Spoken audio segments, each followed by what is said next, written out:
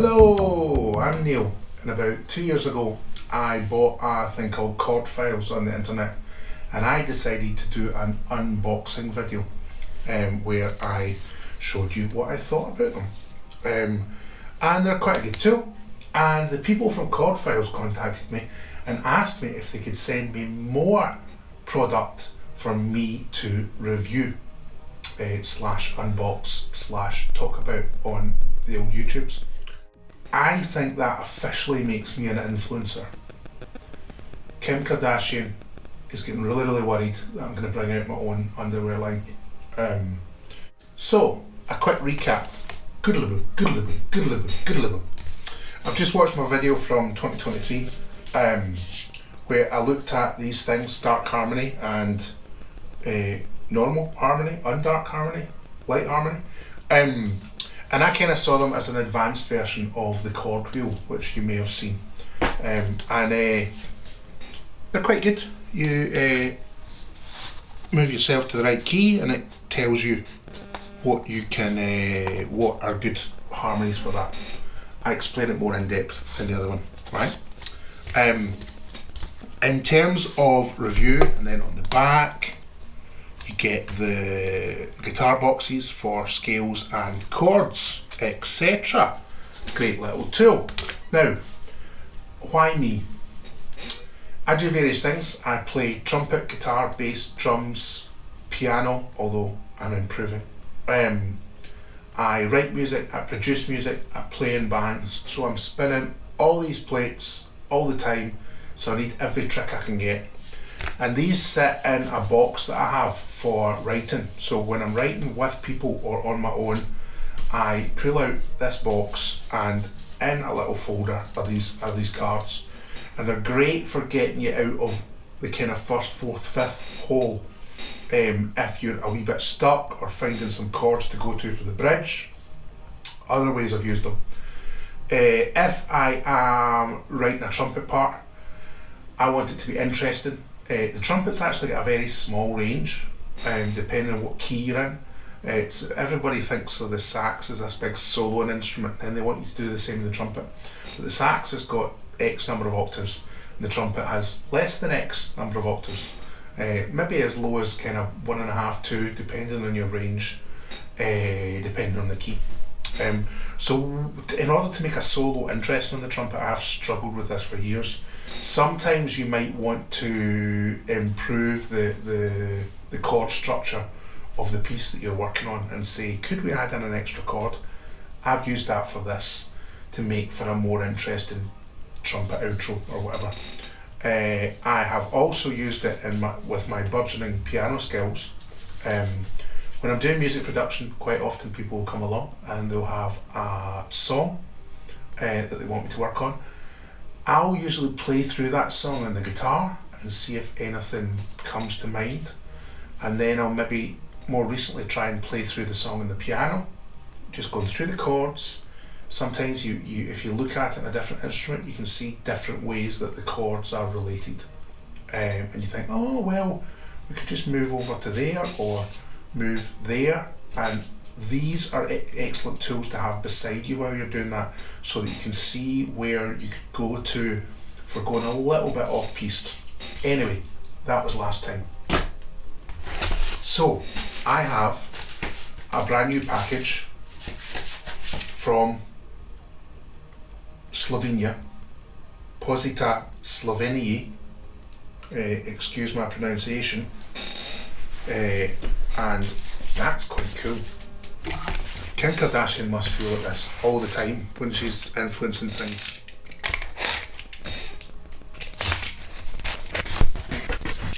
Don't play with knives, children. So I have 2 new chord charts, I think. Which one shouldn't have thrown away the knife. So one is guitar scales and one is guitar blues. Let's do the blues first, I think. So these are a good bit bigger. One of my criticisms last time was that I didn't know how long they would last with a toddler in the house, but you can see that they've actually lasted quite well. And I'm not particularly careful about things, as anybody that knows me will attest. I like to get things in and out and put it all down. So these are bigger. Does that make them more robust? Who knows?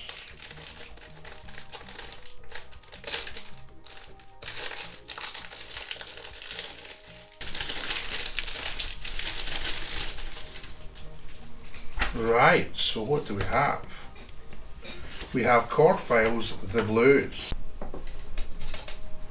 So as with many guitarists, or most guitarists, I know a fair bit about the blues. But it can be quite a difficult and limiting form, especially when you're writing a song, you're not a blues band, and you realise that it's 12-bar blues and you think, oh, we're kind of stuck in a bit of a cul-de-sac here, because what can we do that makes it not blues? And it can be quite difficult to know what's the verse, what's the chorus. If you look at something like Your Blues by the Beatles, standard blues in E, and then you throw in a wee G before the B, and suddenly it's songwriting genius, right? Because it's just gives you that one little change. I'm sure they stole it from someone. Gives you that one little change that just steps out of the form a little bit, and hopefully that's what this is. Right, here we go. So we have, let's not do the minor blues first, let's do the major blues. We have all the different keys up the side, like the previous one. And if I'm so confused. We move this way this time, right? So this gives us, let's do blues in E, because that's where everybody goes, right? We set the key there, but we can also set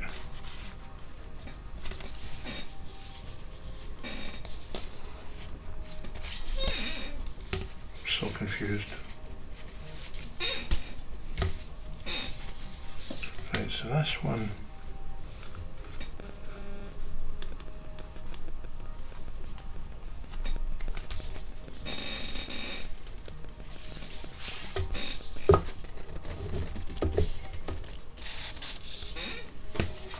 right, so it's a bit stiff. It works in two ways. So it's like the other one. We set the key here, right? It gives us the first, the fourth, another first, fourth. Right, I should really read the instructions. The fifth, the fourth, the first, the fifth. See this is the 12-bar blues.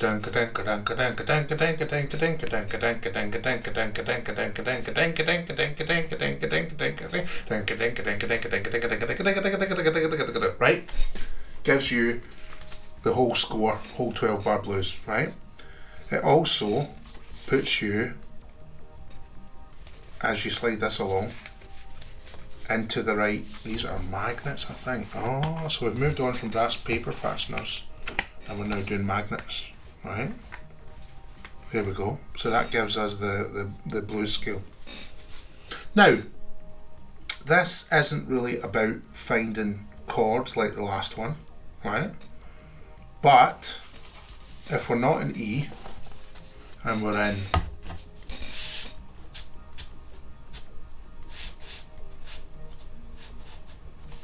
quick, blues in G flat, and suddenly you have this tool that lets you do blues in G flat, right?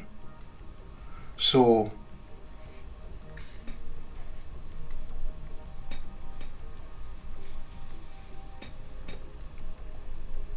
we've got the major blues scale, which you can solo on the first, and we've got the minor blues scale, which you can solo on the fourth and the fifth. Right, so if you are a budding blues guitarist, then that gives you all the information that you kind of need at the drop of a hat to write blues songs play blues songs in different keys, and solo over blues songs. And that's quite useful. I wish I'd had it when I was, I don't know, 14, 15. It's pretty cool.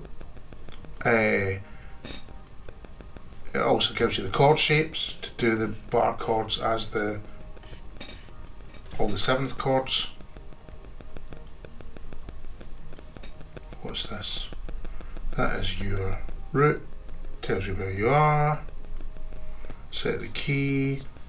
There's a kind of code at the bottom here so that you know where your root notes are, where your minor thirds are. To be honest, when I'm soloing, I don't necessarily know where I am in the key. I'm just kind of twiddling away, so that's quite cool. So that I can translate it better if I am in the unique position of writing a trumpet solo on the guitar, which I don't know how many people do, but that's what I do. So that's quite useful. Right, let's see what the other side does. Okay, so we set the key. Right, so we set the key on this side, but this side gives us the minor blues. So it's essentially an extension to the front of the card. I'm trying not to break it, but I've already said that they're quite robust. So if we want to take an E minor blues, then it gives us the chords. Now these are less common in jam sessions because you're required to be sober to not be just playing the standard 12-bar blues, and that gives you something a wee bit cooler that's still blues, but it's a little bit off-piste, right? And then we have the slidey for the notes. What key did I say we were in? E. And there we go. And that shows us how to slide. Oh, that's arpeggios. So that's showing us the major and minor triad arpeggios that you would use on the 1st, the 4th, and the 5th of the minor blues scale. That's really cool. I quite like that. I feel like it is less advanced from a songwriting standpoint than the first ones that I had. The standard Chordfiles and the Dark Harmony. Those to me are quite academic in their songwriting, whereas this is kind of stuff that you do when you're jamming away with your pals. But this definitely has everything all in one place, all in one card. As soon as you're dropping into blues, you've got all the tools that you need to make it a bit more interesting. And if you are the type that just sits and twiddles along to backing tracks, this is right in front of you to master all those scales. Do I know the triads if I had to? I think that the triad side might teach me something. I'm not quite sure.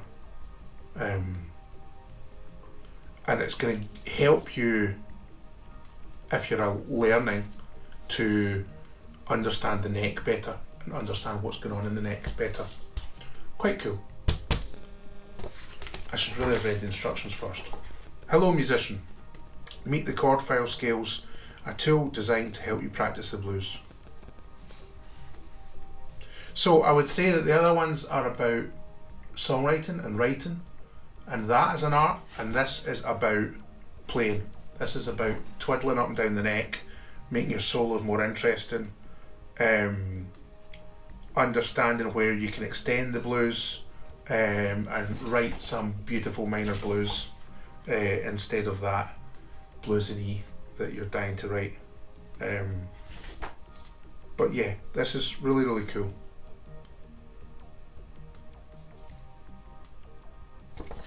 And a great tool. That's kind of all you need is a guitar and this, and then go on YouTube and get some backing tracks, and this will show you how you can twiddle around in the blues if you don't know how to do that.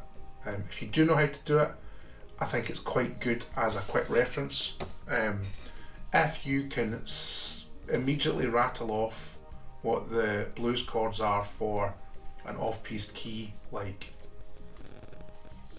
C, let me see, an off-piece key, go to the bottom like B flat. It would probably get me confused. Now in the guitar you kind of know the neck, right? So you know where you should go based on the bar chords, because it repeats itself. But it's definitely going to sit there in my box of tricks, and it's going to make it slightly easier to work out what's going on when it's blues.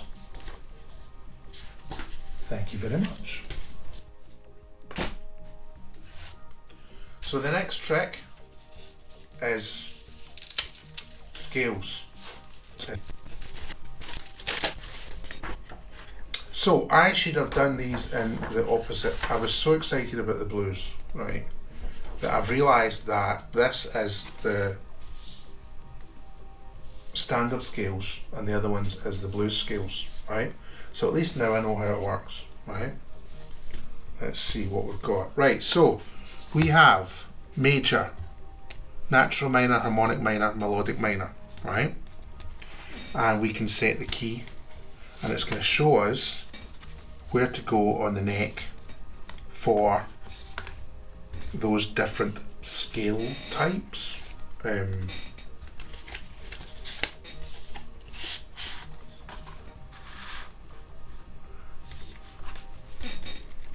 So if I'm in E flat and I want the harmonic minor, that gives me the scale types, and there we go, right?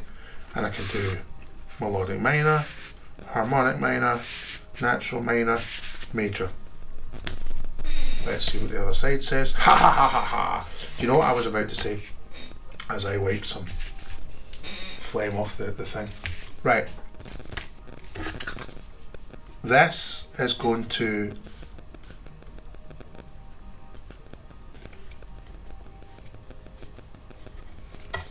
right, so it says in the example, set the key to F major, right? So set it to F major, so F major, right? So we've got all our scale in F major. And then it lets you select your chords, right? So your F is going to be major 7, your G, so your second, your scale degrees are up here. So it's similar information to the Chordfiles thing, right? But it's also giving you access to the solos right there, right? So your chord degrees, your scale degrees for the major scale are going up and down there. And then it tells you the kind of advanced chord types that you can use, right? And then the extensions that you can use, right?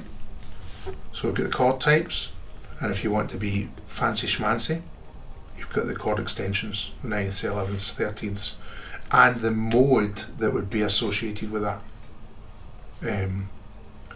Modes are, I've never been that good a lead guitarist, so I've not really moved into modes.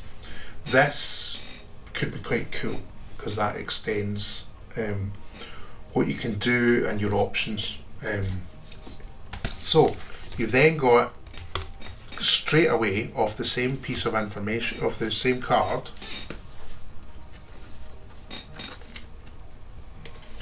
as he tries not to break it again. So then we can move to the harmonic minor, and it gives us all that advanced information if we're in the harmonic minor, alright? So those are the chords that we would use if we were in the key of B or F, and then chord extensions and modes that you would use. So this is the blues one. I felt that it was a useful tool, but I kind of know the stuff because of my particular route and experience in my music career, music trajectory. This has got a lot of information all sitting in front of you, all quite usable.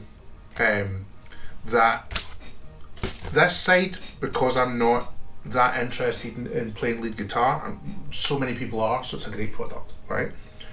This side is really great for me because it just lets you move between those different things and have all the chords all the time, right?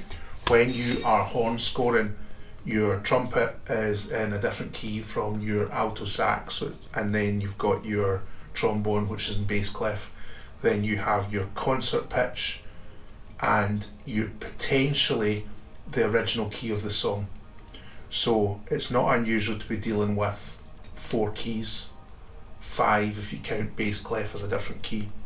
So having as many different ways of seeing that in a grid as possible and working out how they relate to each other, that's really useful in my day-to-day. So there we are. Really happy with all my toys. I feel that I have such an advantage. I've got a box for songwriting that just comes out and you pull out different things. I think this is a great teaching tool. I do a fair bit of teaching, and I think that's going to be fantastic. Criticisms from last time in the comments were that why don't you just learn all the theory? It's not that hard. It really is. I think that's absolute nonsense that it's not that hard. I think everybody knows the little bit that they need to know, and then when you go a little bit off piste or you're trying to do something a bit more interesting, you don't necessarily have all those tools straight out your brain all the time, especially when you're multitasking like I am, spinning plates, doing different things. So you're not flexing all those muscles all the time, and that's kind of how I see music theory, that there's different bits that you can rattle straight off because you're practicing them all the time, and then there's other bits that you maybe use once a month and you have to think about. These are tools for presenting that in different ways. Other people said it's just all available on the internet. You're quite right, it is. What are you going to search for? Make my chords more interesting, make my solos more interesting, explain the guitar board to me, the guitar fretboard to me. You'll get different answers, you'll get different learning modalities for looking at that in different ways, and this is just one of those. I like to be away from the computer when I'm writing. I like that pencil and paper thing. I like to sit with a blank piece of paper. It might be romantic hoo-hoo, but it kind of puts you in the right frame of mind. You light the candles, you stare at that empty piece of paper, you're sitting with a guitar. I don't have an acoustic piano. I'd love to have a big massive room with a grand piano, and you sit down and you imagine that you're linking back to people of old who didn't have the internet and computers.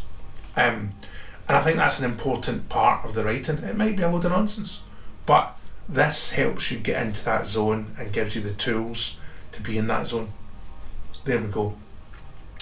Who knows what my next unboxing video will be. If anybody wants to send me music toys, I will happily review them. It has been great fun. I am touched that I was sent these, and I look forward to using them.